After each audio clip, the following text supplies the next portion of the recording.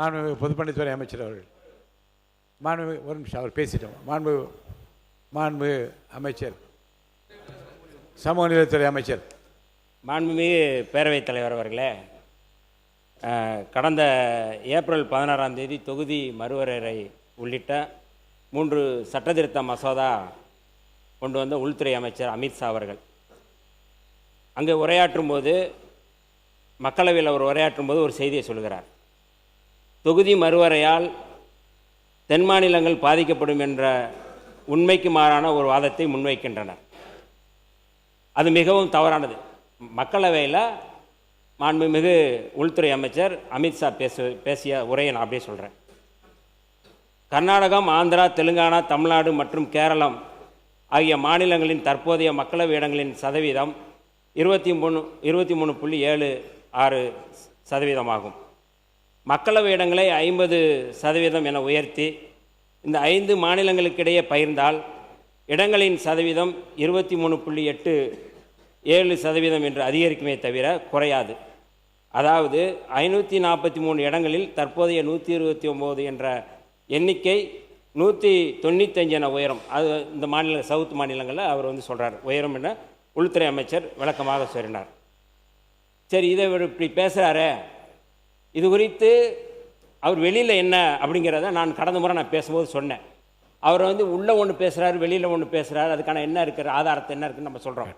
அதில் நீங்கள் வெளிப்படையாக ஒரு முக்கியமான இந்து ஆங்கில நாளிதழுடைய ரெசிடெண்ட் எடிட்டர் வர்கீஸ் ஜார்ஜ் எழுதின அந்த கட்டுரை நான் வச்சுருக்கிறேன்.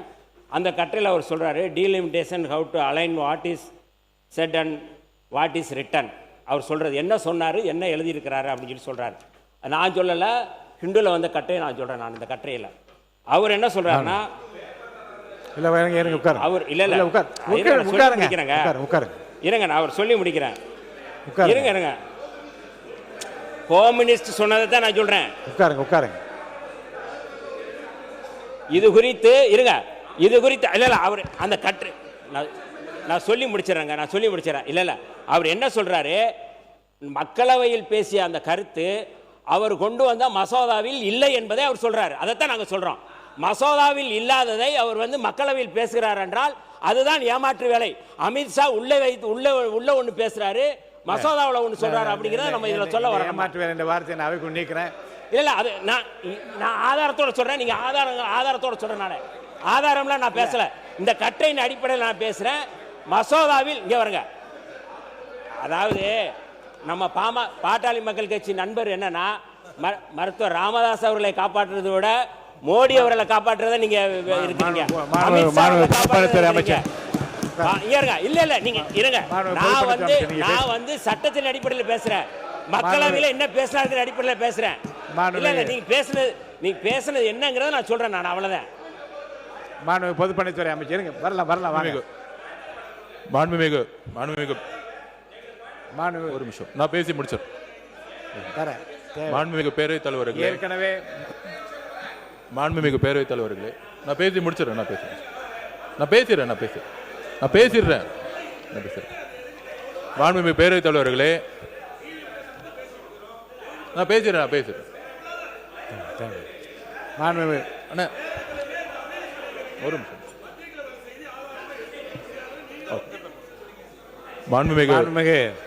மாண்புமிகு பேரவைத் தலைவர்களே, முடிக்கிறேன். நம்மளுடைய உட்காருங்க, நான் சொல்றேன். நம்மளுடைய அமைச்சர் சொன்ன கருத்துக்களை பிரதம மந்திரி பேரோ அது வேணா நம்ம எடுத்துடலாம். நம்ம அது தேவையில்லை. நான் பேசிடுறேன். இல்லை சப்ஜெக்டுக்கு வந்துடலாம். ஒரு நிமிஷம் நான் பேசிடுறேன். உங்க சார்பாகவும் பேசிடுறேன்.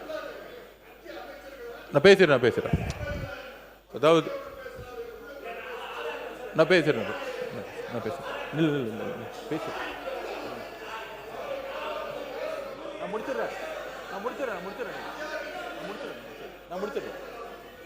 மூத்த உறுப்பினர் மாண்பு பேரவைத்தவர்களே, இங்கு எந்த கட்சியையும் பற்றி நம்ம பேச வேணாம். திருப்பியும் சொல்றோம், மாநில உரிமைகள் சம்பந்தப்பட்ட பிரச்சனை இது. அதுல அண்ணாவுடைய முழக்கம் பாராளுமன்றத்தில் என்ன முழங்கினாரோ நம்மளுடைய முன்னாள் சட்டத்துறை அமைச்சர் சொன்னதில் நாங்கள் உடன்படுறோம். அம்மையார் இந்திரா காந்தி அம்மையார் இருக்கும்போது, வாஜ்பாய் இருக்கும் பொழுது திமுக அன்னைக்கு அழுத்தம் கொடுத்து அன்னைக்கு ஒரு சிறப்பு சட்டத்தை கொண்டு வந்தாங்க. இந்த 7.18 நிலைப்பாடுங்கிறது நம்ம ஒத்துக்கிறோம். ஆனால் ஒவ்வொரு காலகட்டத்திலையும் ஒன்றிய அரசு ஒரு புதுசா ஒரு பாலிசி கொண்டு வரும். இன்னைக்கு நம்ம சில உறுப்பினர்கள் சொன்னாங்க, இல்ல ஒன்றிய அரசு நமக்கு இந்த மாதிரி ஒரு ஆஃபர் கொடுக்குறாங்கன்னு. இந்த கடந்த 12 வருஷமாக கொண்டு வந்த அனைத்து சட்டங்களும், முக்கியமாக தென் மாநிலம் மட்டுமே, தமிழ்நாட்டுக்கு நீட்டா இருக்கட்டும், ஜிஎஸ்டியா இருக்கட்டும், அனைத்து சட்டங்களும் நமக்கு எதிராக கொண்டு வந்த சட்டம். அதுக்காக திமுகவும் போராடி இருக்கு. அப்ப ஒரு ஆஃபர் கொடுக்குறாங்கன்னா அது தமிழ்நாடு நல்லதுக்காக அந்த ஆஃபர் கொடுக்கல, அதுக்குள்ள ஒரு தேர்தல் அரசியல் இருக்கும். அப்ப இங்க 50% இன்க்ரீஸ் ஆகும் பொழுது, முக்கியமா வட மாநிலங்களுக்கு கூடிய, முக்கியமா இந்தி பேசக்கூடிய மாநிலங்கள் அளவுக்கு அதிகமான நம்பர்ஸ் அதிகமாகும், அங்கேயும் அதிகமாகும் பொழுது தேர்தல் பிரச்சாரங்கள் அதுக்கு பயன்படும். அப்ப நம்மளுடைய வாய்ஸ் எதிர்கால தேர்தலில் இன்னும் நம்ம இழக்க வேண்டிய சூழ்நிலை வரும். அதனால தான் அன்னைக்கு தமிழ்நாட்டிலிருந்து ஏற்பட்ட குரல், முக்கியமாக தென் மாநிலிருந்து ஏற்பட்ட குரலை அம்மையார் இந்திரா காந்தி அம்மாவும் சரி, வாஜ்பாய் அவர்களும் சரி செவிசாய்த்து ஒரு சிறப்பு சட்டத்தை கொண்டு வந்தாங்க.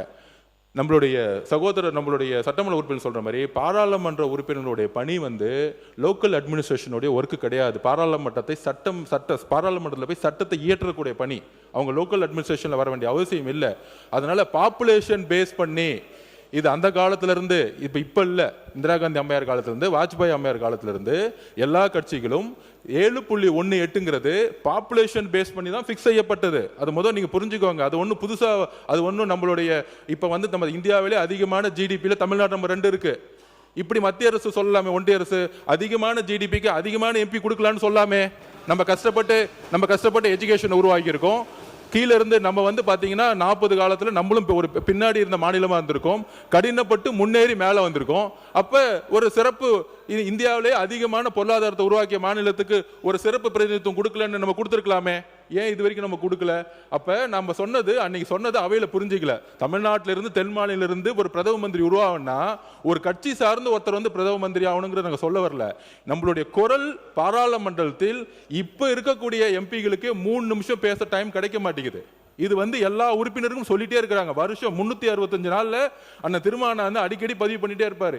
ஏன் அண்ணன் அன்புமணி அடிக்கடி பதிவு பண்ணிட்டே இருக்காரு, நான் எம்பியா இருக்கும்போது எனக்கு ஒரு 3 நிமிஷம் கூட டைம் கிடைக்கல. இப்படி இருக்கும் பொழுது நாளைக்கு 880 எம்பி ஆக்குறீங்க, இன்னும் ஒரு பாப்புலேஷன் இங்க 1000 எம்பி ஆக்கிங்களா, 1500 எம்பி ஆக்கிங்களா? ஒன்றும் இல்லை. இப்ப இங்க இருக்க 234 எம்எல்ஏ பாப்புலேஷன் பேஸ் பண்ணி நம்ம 500 எம்எல்ஏ ஆகுனா எல்லாத்துக்கும் பேசுறதுக்கு வாய்ப்பு கிடைச்சிருமா?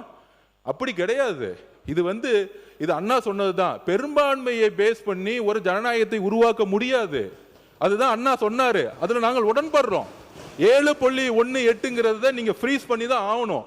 50% எம்பியை நீங்க இன்க்ரீஸ் பண்ணீங்கன்னா, இல்ல 7 அதுல ஒரு சூட்சமா இருக்கு. அதுதான் நான் திருப்பி சொல்றேன். 7.18 நாங்க 50% எம்பி தரோம் அப்படின்னா வட மாநிலங்களோட பிரதிநிதித்துவம் அதிகமாகும். திருப்பி யூபியோட பிரதிநிதித்துவம் அதிகமாகும் பொழுது, பீகார் ஆகும் போது, மத்திய பிரதேசம் ஆகும் போது, குஜராத் ஆகும் போது, இந்தி பேசக்கூடிய மாநிலங்களுக்கு 50% இன்னும் எம்பிக்கள் அதிகமா கிடைப்பாங்க. இப்ப தமிழ்நாட்டில இருந்து பிளே ஸ்டோர் மற்றும் ஆப் ஸ்டோரில் இருந்து பாலிமர் செயலியை QR கோடு மூலம் பதிவிறக்கம் செய்யுங்கள். செய்திகளை உடனுக்குடன் பெறுங்கள்.